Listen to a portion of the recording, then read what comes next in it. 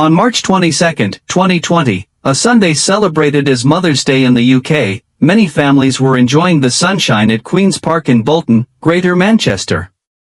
Among them was a sweet little girl, Emily Grace Jones, who was spending time with her parents, Mark and Sarah Jones. Riding her small scooter joyfully, Emily ran toward her mother and shouted excitedly, "Mummy!" What was a moment of happiness turned into absolute horror in an instant, when Elshioana Scana, a 30-year-old Albanian asylum seeker, suddenly grabbed Emily and slit her throat with a craft knife. The attack was brutal, random, and senseless. Emily collapsed on the ground, severely wounded, and died shortly after at the hospital. Moments after the attack, eyewitnesses reported chaos in the park. People screamed in shock. Emily's father, Mark, clutched his daughter and cried out, "Stay with me, don't leave me." A bystander named Tony Canty chased after the attacker, who was muttering incoherently. Police arrested Scana on the spot and found a knife in her bag. Investigation later revealed that she had stopped taking her antipsychotic medication weeks before the attack. Elshioana Scana's troubled past.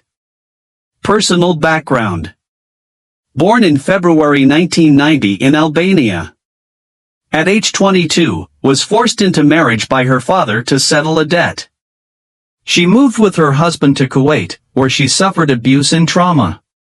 In 2014, fled Kuwait and returned to Albania. In 2015, illegally entered the UK hidden in a lorry, and claimed asylum. After initial rejection, she was later granted permission to stay on appeal. Mental health issues. Diagnosed in 2015 with PTSD, schizophrenia, and severe psychosis. Claimed she believed neighbors were trying to kill her via electricity. Frequently sectioned under the Mental Health Act, but would escape psychiatric hospitals. Prescribed antipsychotic injections, but refused to take them. Violent behavior and alarming incidents. 2017, attacked her mother. She tied her with chains and said, "Once I kill her, everything will be okay."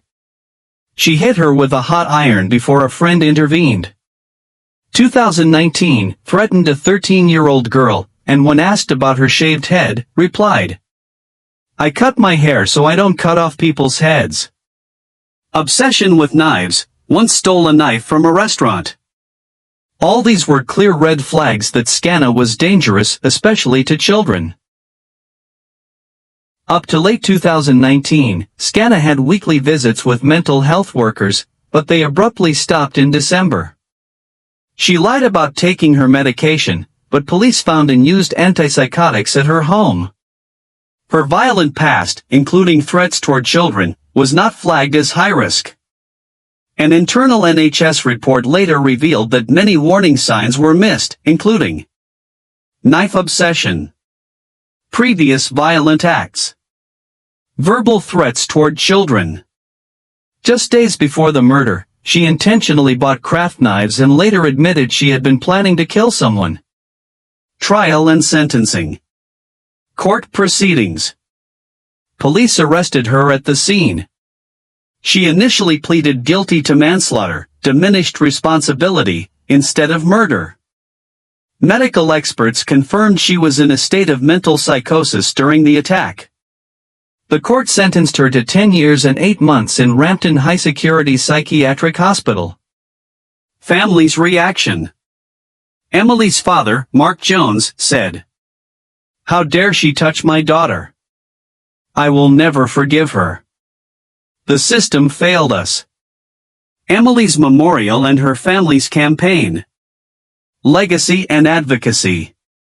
Her school created a memorial garden in her name. Her parents raised over £30,000 for Bolton Lads and Girls Club.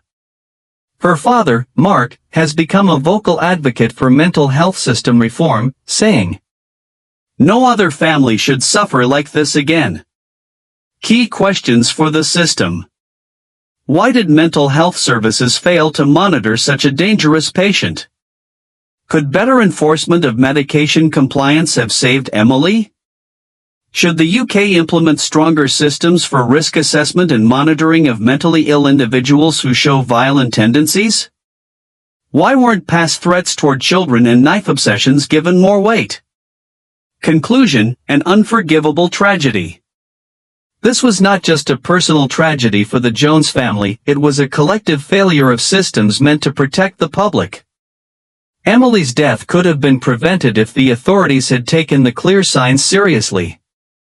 This case is a heartbreaking reminder that small oversights in mental health care can result in devastating consequences for innocent lives.